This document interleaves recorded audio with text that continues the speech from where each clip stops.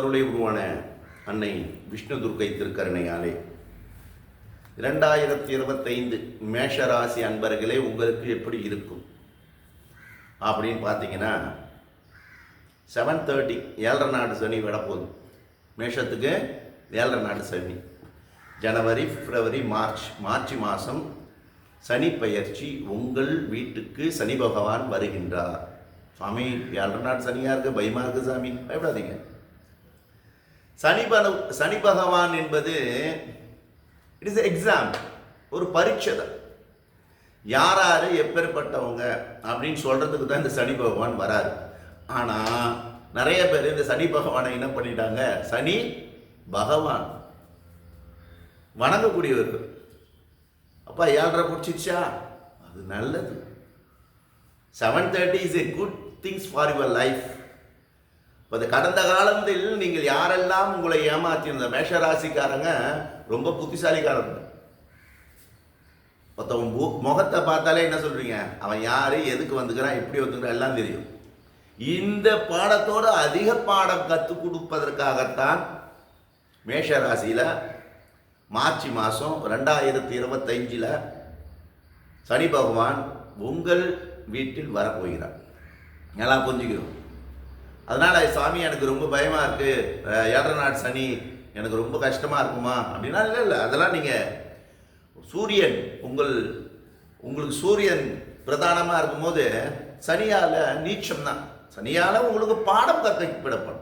நல்லா புரிஞ்சுக்கணும், பாடம் தான்.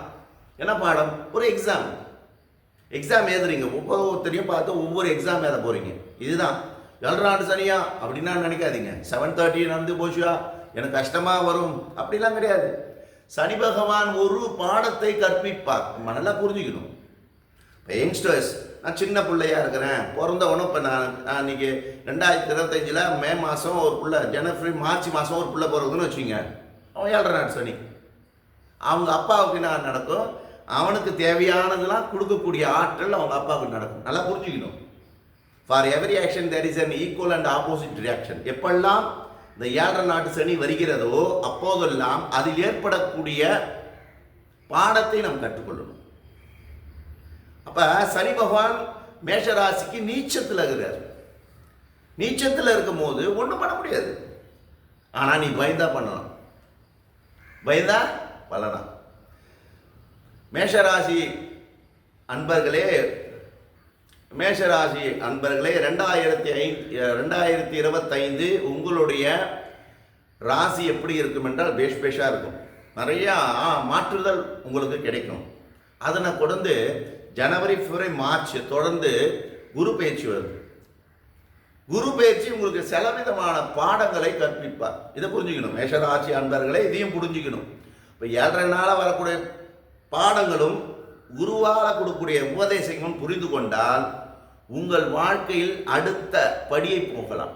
நல்ல ஒரு அரசியல்வாதின்னு வச்சுக்கோங்க, அவங்களுக்கு ஒரு நல்ல பதவி கிடைக்கும். பொதுச் செயலாளர் பதவி கிடைக்கும், தலைவர் பதவி கிடைக்கும். ஏன்னா 25, 26 என்ன ஆகுது, எல்லாத்தையும் கால்குலேட் பண்ணி தான் சொல்லணும். 25 சனி பயிற்சி, 26 எலெக்ஷன் வரப்போகுது. அப்போ அரசியல்வாதியாக இருந்த மேஷராசி அன்பர்களுக்கு நல்ல பதவி கிடைக்கும். அந்த பதவியை வைத்துக்கொண்டு நீங்கள் பலவிதமான நன்மைகளை செய்து கொள்ளலாம் உங்கள் வாழ்நாளில், உங்கள் வாழ்க்கையிலும், உங்களுடைய குடும்பத்துக்கு.